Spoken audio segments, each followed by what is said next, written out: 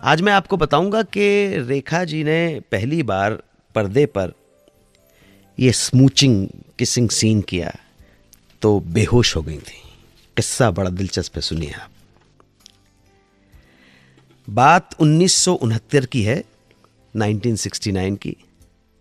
रेखा और विश्वजीत कुलजीत पॉल की फिल्म अनजाना सफर में काम कर रहे थे। रेखा बिल्कुल नई नई आई थी फिल्मों में और इस फिल्म के एक सीक्वेंस में किसिंग सीन था।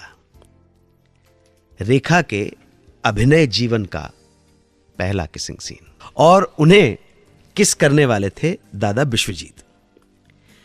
इस किसिंग सीन के लिए पहले तो रेखा राजी नहीं हुई, हिचकिचाहट हो रही थी, घबराहट हो रही थी। फिर उन्हें समझाया गया कि भाई ये तो स्टोरी की डिमांड है और ये तो करना पड़ेगा आपको। तो मजबूरन रेखा इस किसिंग सीन को करने के लिए राजी हो गई।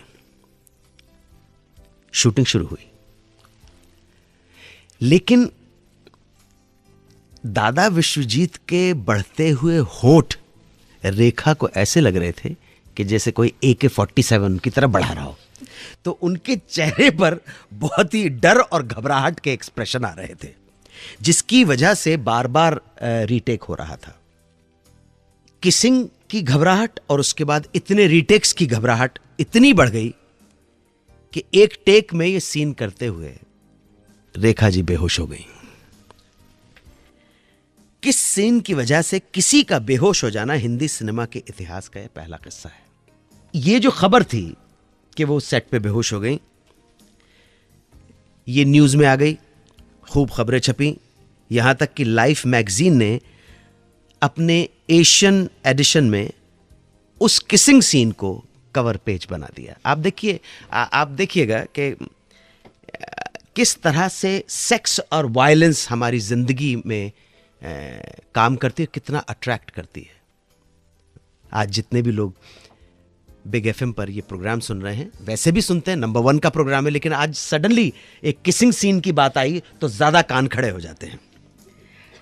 ये किसिंग सीन की वजह से फिल्म इतना चर्चा में आ गई थी कि सेंसर बोर्ड के कान खड़े हो गए, और जैसे ही फिल्म सेंसर के लिए भेजी गई, सेंसर वालों ने किसिंग सीन को निकालने को कह दिया कि भाई आप निकालिए इसे। विवाद बढ़ गया, फिल्म लटक गई, और ये इतना लटकी कि 1-2 महीने नहीं, पूरे 10 साल, और 10 साल बाद फिल्म को नया नाम देकर दोबारा सेंसर में भेजा गया, और किसी तरह से ये फिल्म 2 शिकारी के नाम से 1979 में रिलीज हुई, मतलब 10 साल बाद। 92.7 बिग FM पर सुनते रहिए रेडियो का number 1 show Suhana suffer with Anu Kapoor.